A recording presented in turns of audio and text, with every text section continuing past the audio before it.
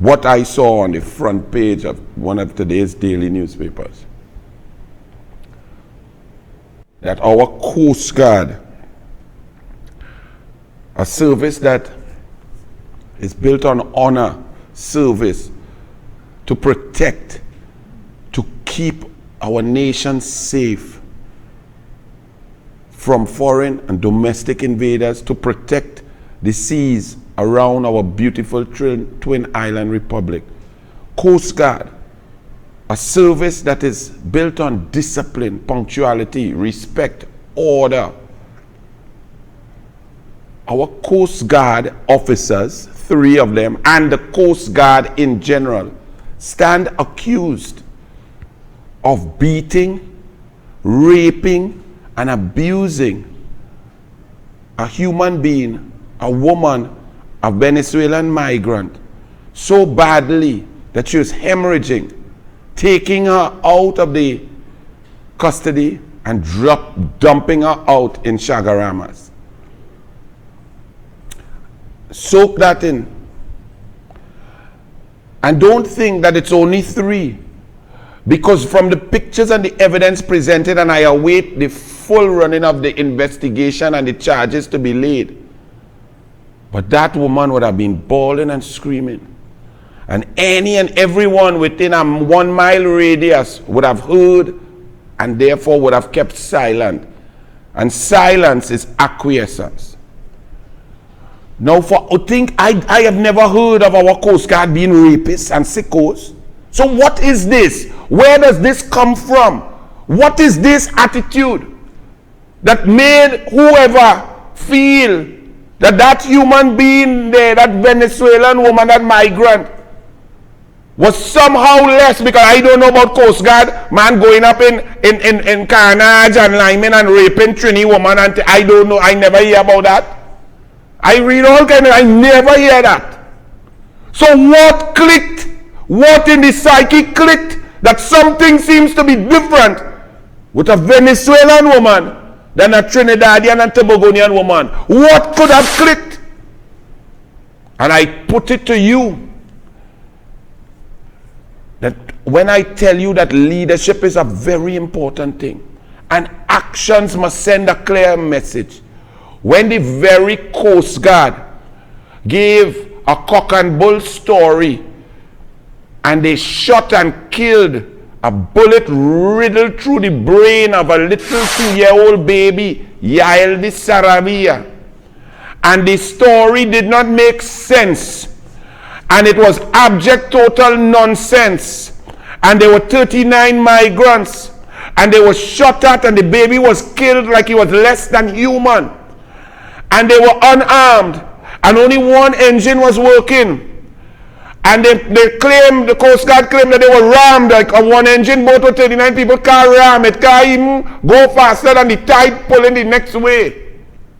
And when Kamla Persad Bissessa called it murder and called for an investigation and the weight of the law, the rule of law, to send a message that migrant people and migrant children have rights and they are equal to all of us. When Kamla Persad Bissessa said that, all kind of monkey pants, Basan jump out, Botiwari jump out and say Kamla is accusing and attacking the services and she should not do that and so on. Remember that? They joined with Rowley and talk one set of nonsense.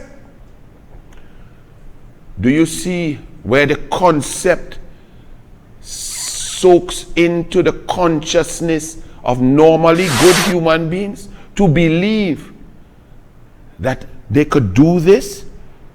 Because in some way, subconsciously, they feel that migrant people coming for a better life, whether illegal, legal, or whatever, that they are somehow less than human. Understand how sickening this is. We in Trinidad and Tobago are the sons and daughters of slaves and indentured laborers. We are a country that was pained and disrespected, victimized by the colonial system and colonial masters. We are free and independent and charting our own course. And this is what we do to others who are in a position of sufferation, seeking a better place.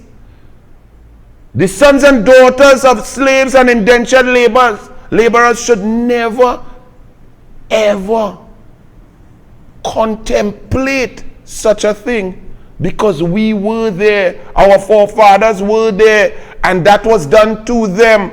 And therefore we should be very woke, very aware, and treat people with love and respect, care, and uphold their human rights.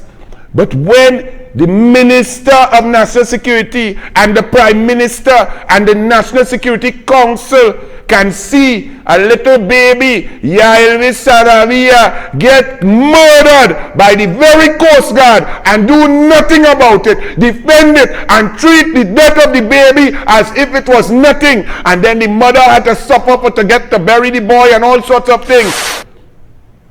When you do that, the leaders send a message, an evil message, that somehow my illegal migrants are inferior and therefore these things can be done to them. Well, let me tell you something.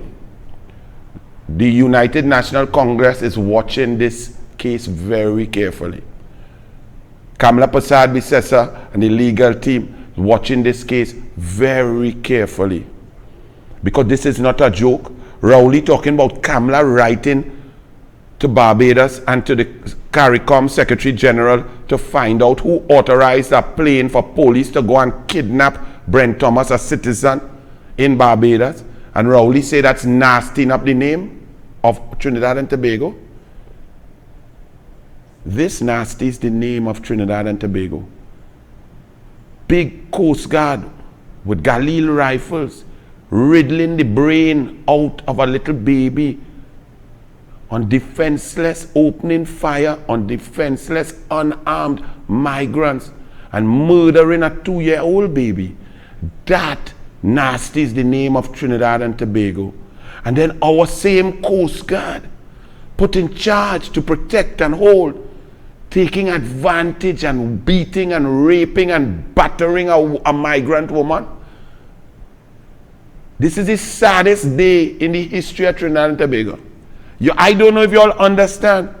Our armed forces, our armed services, we supposed to all as citizens, when we see them in the uniform, you're supposed to get goosebumps and feel good, feel safe, feel that's what you have to be. You have to be disciplined. You have to be work like that. That's how it should be. That's how we were taught. So this story, I don't know about you all, but this story, it's very sickening, but we'll monitor it. And that's the difference in leadership. So now you all know, when Kamla Persad-Bissessar called it murder and called for a thorough investigation and let the chips fall where they may with criminal charges and so on, and all of you in the PNM ignored that call, this is what it breeds. It breeds a concept and a feeling in individuals that it's open season on illegal migrants. That is a sick feeling. It is nasty, and it is not who we are.